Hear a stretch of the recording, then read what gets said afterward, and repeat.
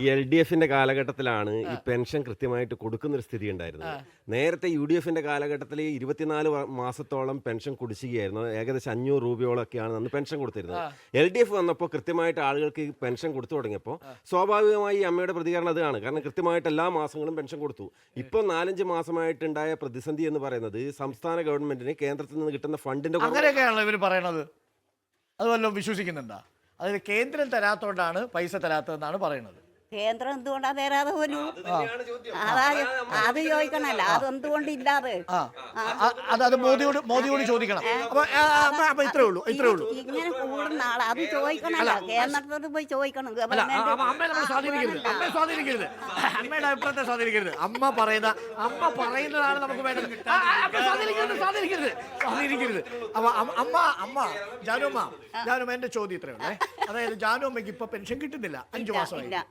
ഇപ്പം കിട്ടിയില്ല. ഒരു മാസം ഇപ്പൊ ഒരാഴ്ച ഒരു മാസം അപ്പൊ ഇത്ര മാസം തിന്നാൻ അത് അല്ലേ?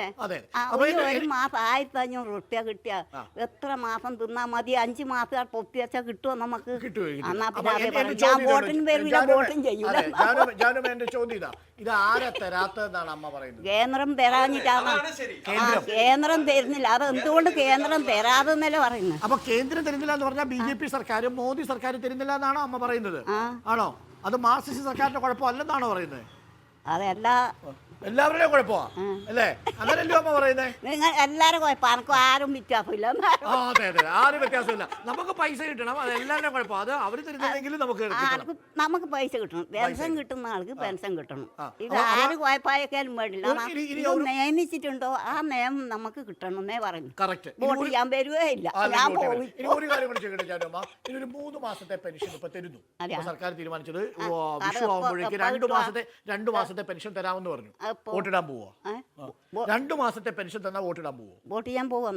2 മാസത്തെ പെൻഷൻ ഒരുമിച്ച് 3200 രൂപ. എപ്പ തരുവാ? ഇപ്പൊ വിഷുവിന് മുമ്പ്. വിഷുവിന് മുന്നേ തരും, ഉറപ്പാണ്. അപ്പൊ വോട്ടിടാൻ പോവോ? വോട്ട് ചെയ്യാൻ പോവോ? കയ്യെങ്കിൽ പോവും. ഉറപ്പായിട്ട് പറയും. അങ്ങനെയല്ല, ഇത് ആയ പൈസക്കെ പറയുന്നില്ല. പെൻഷൻ ഇല്ലാതെ ആൾ ഈ ആശയമില്ലല്ലോ. ഈ പെൻഷൻ ഇല്ല ആൾക്ക് ആശയമില്ല അല്ലേ? അത് കിട്ടാനോ നമുക്ക് ജീവിക്കാൻ കഴിയുമെന്ന് ഞാൻ ചോദിക്കുന്നു. അത് ഒരേ ചോദ്യം. വേറെ ആൾക്കൊന്നും. സർക്കാർ പറയുന്നത് 2 മാസത്തെ പെൻഷൻ ഇപ്പൊ തരാം, ബാക്കി പെൻഷൻ വരുന്ന നാളുകളിൽ പൈസ കിട്ടുമ്പോ അമ്മയ്ക്ക് തരാമെന്നാണ് പറയുന്നത്. അമ്മക്ക് മാത്രമല്ല, ഈ പെൻഷൻ കിട്ടുന്ന അന്തകാര്യം മാത്രം പോരാ, പെൻഷൻ കിട്ടുന്ന ആൾക്കെല്ലാം മുഴുവൻ വേണം. അപ്പൊ 2 മാസത്തെ പെൻഷൻ ഉടനെ തരുമെന്ന് പറയുന്നു. അപ്പൊ തൽക്കാലം അതൊക്കെ, ബാക്കി പൈസ കിട്ടും അല്ലേ?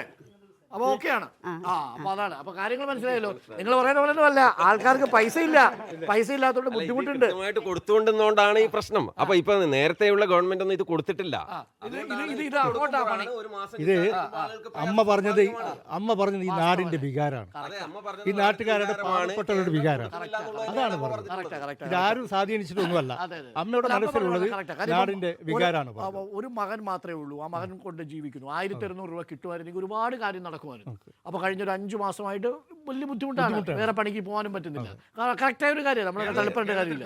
വിഷയം അതാണ്. അപ്പൊ നമ്മള് ഞാനും പോയി ഭക്ഷണം കഴിക്കട്ടാ. നേരത്തെ സമയത്ത് ഭക്ഷണം കഴിക്കണം, ചൂടുവെള്ളം കുടിക്കണം കേട്ടോ. നല്ല ചൂടാ. അപ്പൊ ശരി കേട്ടാ. അപ്പൊ ശരി.